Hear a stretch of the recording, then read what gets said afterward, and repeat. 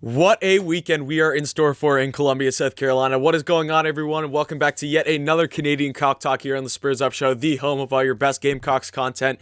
And while we have the Hogs traveling to Founders Park to take on the South Carolina Gamecocks baseball team, obviously this weekend for a huge series, what I'm going to focus on for my next two videos, this video is going to be what I'm looking forward to in the spring game for our offense, because obviously we had the big Garnet and Black spring game coming up this Saturday. So today's video, I'm going to focus on what I'm most excited looking for on the offensive side of the ball, and then what will it be? Thursday, I'll be talking about what I'm most looking forward to on our defensive side of the ball.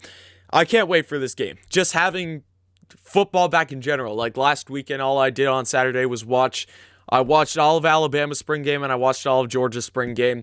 It was just good to see football being played again by FBS teams. Yes, the FCS playoffs are getting in full swing. I might tune into that because it's football, it's interesting, and really the only other sport I watch right now is the MLB. Like the NBA and NHL right now for me are pretty much dead. I might tune into it for the playoffs, but having football back is just amazing. And this football game for the Gamecocks, there's so much to look forward to. Number one, I think this goes for offense and defense. Just having Shane Beamer and the new football staff on the sidelines in total and seeing it live in action in an actual scrimmage at Williams-Brice Stadium, I think alone will be exciting enough for fans. And that's something that fans are going to be pumped up enough about for. But then there's still certain players and there's certain position groups and there's so many different things on this offensive side of the ball that I'm definitely looking forward to in this game. So let's break down into that. But before I break down into that, something that I definitely would be interested in this game, but sadly he's not going to play. It's sadly but happily I think he's not playing in this game because we'd much rather this guy be playing in the actual season than be playing in the spring game. Marshawn Lloyd, it looks like he's not going to play in the spring game. But again, that's kind of a good thing because he's still healing up from his ACL. Apparently, he's doing amazing in practice, but he's still rehabbing. You don't want to have any forced errors or forced injuries in the spring game when we could have him for the regular season. So, Marshawn Lloyd, that's another thing. It's going to be unfortunate that he's not playing for this offense. I don't know how much of Kevin Harris we're going to see in this game, but that just opens up holes for other guys in the spring game. Who's going to be the big running back to have a performance in this game? You look at guys like Rashad Amos, who got some touches late into the season in that Georgia and Kentucky game. You look at Zaquandre White. How are these guys going to do at the running back position for the Gamecocks this year? Going on the quarterback position, I think it's fair to say that Luke Doty will be the starter for this season, so you're going to see him get some reps early. But what about the guys under him? What about Colin Gauthier, the best recruit that the Gamecocks pulled in this season? What about Jason Brown, transfer from St. Francis?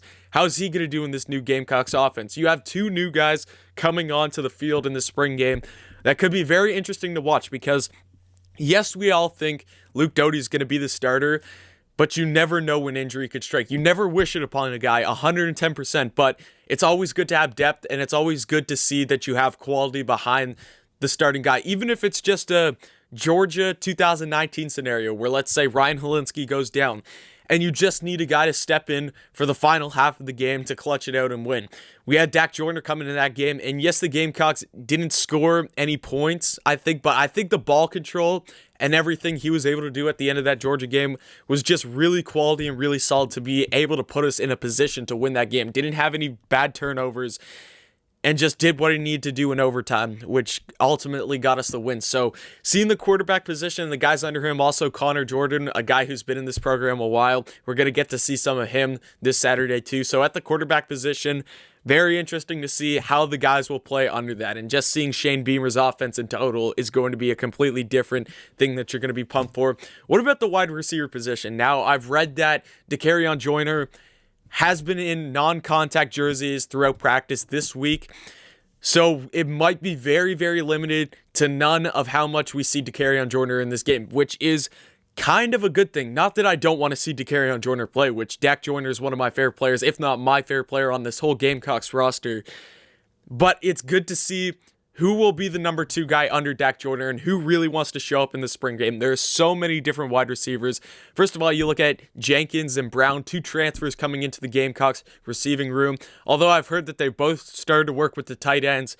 How are they going to do in this receiver room? You look at some of our freshmen, Sam Reynolds. You look at guys who were freshmen last year, like you look at Mike Wyman. You look at Rico Powers. How about Jalen Brooks coming in? I don't know why that took me so long to get out. What about Josh Vann? What about Ortre Smith coming back? How's he going to do after taking last year off?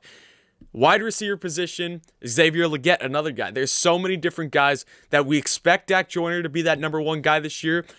But does someone break out and have if any of you guys watched the Alabama spring game, Agiye Hall, you knew that he had a breakout game in that game for Alabama last Saturday. Are we going to have, on the Gamecocks side of the ball, an Agiye Hall to just break out and be the next number one receiver in Gamecock football? Because if you watch that Alabama spring game in Agiye Hall, even though they still have Mechie and they still have Billingsley and they still have so many guys on the Alabama roster, so many people are already talking about this Hall kid to be the next great wide receiver at Alabama just because he had such an amazing spring game at Alabama. So I'm looking for that guy. I'm looking for that guy in this Gamecock spring game. Who's going to be the guy to make some big catches? Who's going to be the guy who quarterbacks want to be a constant target to, a reliable target? That's kind of what I'm looking for most in this spring game on the offensive side of the ball. So thank you guys so much for tuning into this Canadian Cock Talk.